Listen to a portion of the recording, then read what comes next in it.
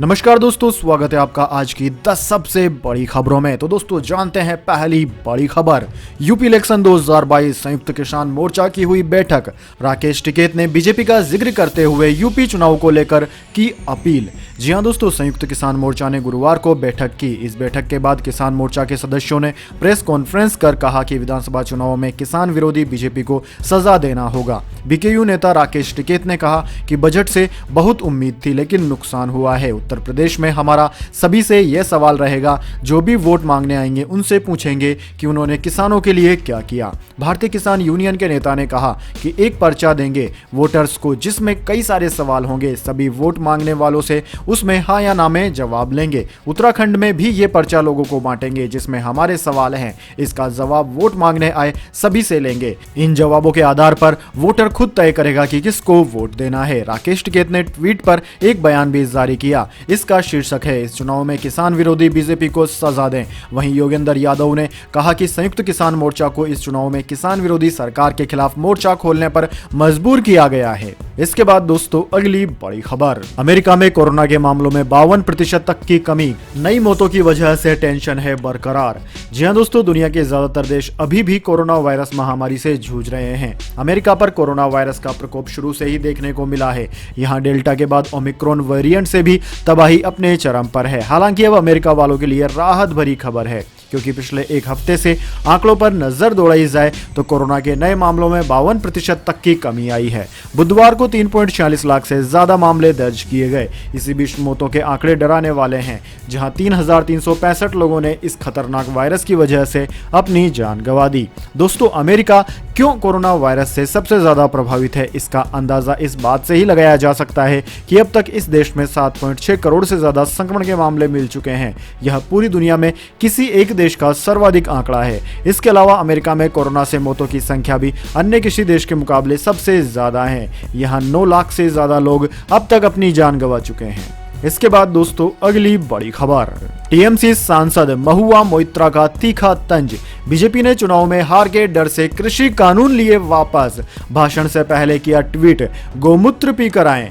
जी हां दोस्तों, संसद में टीएमसी सांसद महुआ मोइत्रा एक बार फिर केंद्र सरकार पर हमला हुई। महुआ ने कहा कि यूपी में 70 सीटें खोने का ही डर था, जो केंद्र सरकार ने कृषि कानून वापस ले लिए। इससे पहले गुरुवार सुबह महुआ ने भाजपा पर तंज कसते हुए एक ट्वीट भी किया। पश्चिम बंगाल के कृष्णानगर से सांसद महुआ ने लिखा कि मैं लोकसभा में राष्ट्रपति के अभिभाषण पर बोलने जा रही हूं।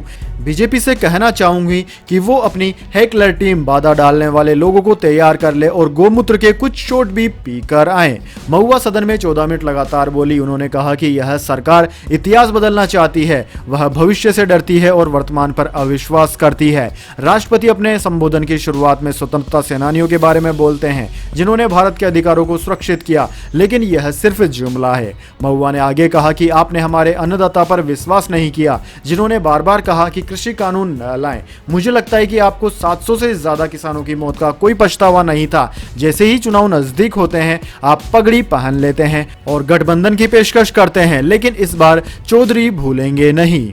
इसके बाद दोस्तों अगली बड़ी खबर। कर्नाटक में बढ़ता हिजाब का विवाद। श्री राम सेना प्रमुख बोले, बुर्का या हिजाब पहनना है तो पाकिस्तान जाए। हाईकोर्ट 8 फरवरी को करेगा सुनवाई।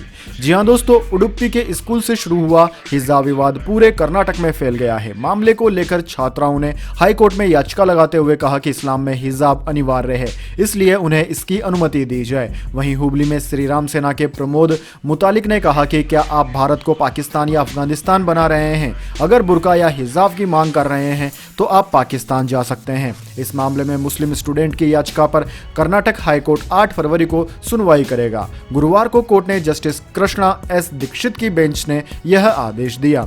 दोस्तों आपकी जानकारी के लिए बता दें, कर्नाटक में हिजाब विवाद जनवरी 2022 में शुरू हुआ था, जब उडुपी के प्री यूनिवर्सिटी कॉलेज ने हिजाब पहनने के कारण 7 लड़कियों को क्लास में जाने से रोक दिया था। इसके बाद इन लड़कियों ने कर्नाटक हाईकोर्ट में एक याचिका दायर करते हुए विरोध प्रदर्शन शुरू किया था कि हिजाब पहनने की परमिशन न देना संविधान के अनुच्छेद 14 और 25 के तहत उनके मौलिक अधिकारों का हनन है। इसके बाद दोस्तों अगली बड़ी खबर। अमेरिका की स्ट्राइक में आईएसआईएस कमांडर मारा गया। राष्ट्रपति जो बाइडेन का दावा, हमने इब्राहिम अल हाशमी का खात्मा कर दिया। 13 मासूमों के मारे जाने की भी है खबर।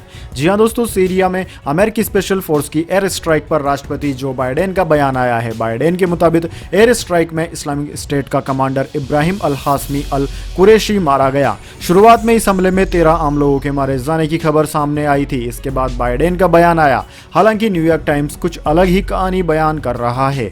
उसने अपनी रिपोर्ट में बाइडेन एडमिनिस्ट्रेशन के एक सीनियर अफसर के हवाले से दावा किया कि इब्राहिम मारा जरूर गया है, लेकिन वो अपने ही बम का शिकार बना और इस दौरान उसके बीवी और बच्चे भी मारे गए। अमेरिकी राष्ट्रपति ने कहा कि हमारे सैनिकों की बहादुरी को सलाम, हमने जंग के मैदान में अब्बू इब्राहिम अल हाशमी को मार गिराया। वो आईएसआई का लीडर था। ऑपरेशन के बाद सभी अमेरिकी सैनिक हिफाजत से अपने बेस पर लौट आए। इसके बाद दोस्तों अगली बड़ी खबर, यूपी इलेक्शन 2022, लोनी में विरोधियों पर जमकर बरसे अमित शाह, बोले कल अखिलेश के गुंडों ने यहां किया तांडव।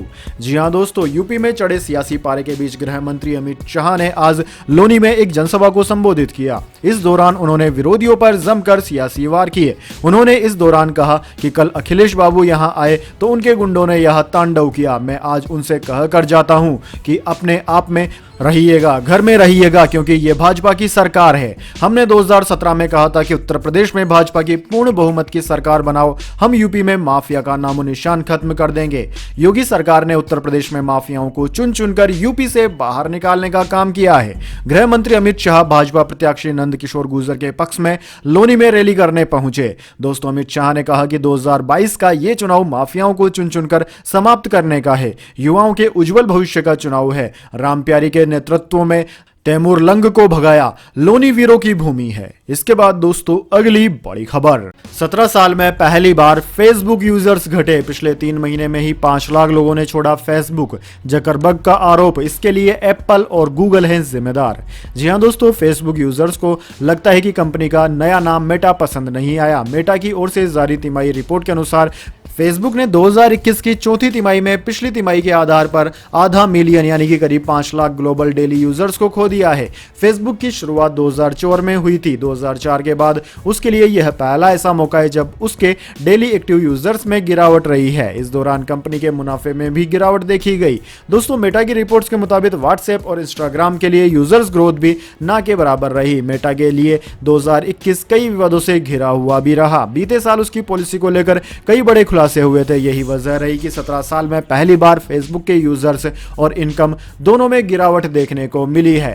दोस्तों, कमाई उम्मीद से कम रहने के पीछे मार्क जकरबर्ग ने एप्पल को भी जिम्मेदार बताया। मेटा का कहना है कि एप्पल ने प्राइवेसी पॉलिसी में जो बदलाव किए हैं उसके चलते फेसबुक और इंस्टाग्राम के प्लेटफॉर्म पर एड के जरिए यूजर्स को टारगेट करना मुश्किल बना दिया है। कंपनी ने टिकटॉक और गूगल के यूट्यूब से भी नुकसान होने का हवाला दिया। इसके बाद दोस्तों अगली बड़ी खबर, भारत ने बीजिंग विंटर ओलंपिक का किया बहिष्कार। गलवान झड़प में शामिल चीनी सैनिक को टॉर्च बेयरर बनाने के विरोध में फैसला। जी हां दोस्तों, बीजिंग में 4 फरवरी से शुरू हो रहे विंटर ओलंपिक गेम्स की ओपनिंग और क्लोजिंग सेरेमनी में कोई भारतीय अधिकारी शामिल नहीं होगा। चीन की कम्युनिस्ट सरकार ने गलवान वैली में भारतीय सैनिकों के साथ हुई झड़प में घायल अपने एक सैनिक को ओलंपिक टॉर्च बेयरर बनाया है। भारत ने इस पर कड़ा रुख अपनाते हुए गेम्स का डिप्लोमेटिक बायकॉट करने का फैसला किया। विदेश मंत्रालय ने एक बयान जारी कर कहा कि यह दुर्भाग्यपूर्ण है कि चीन खेल में राजनीति को ला रहा है। इसके बाद दोस्तों अगली बड़ी खबर, देश में कोरोना पर काबू, 11 राज्यों में खोले गए स्कूल। जानिए केंद्र की क्या है नई गाइडलाइन। जी हां दोस्तों, देश भर में कोरोना के मामलों में कमी के चलते एक बार फिर राज्यों में जिंदगी फिर से पटरी पर लौटने लगी है। शिक्षा मंत्री ने बयान जारी करते हुए कहा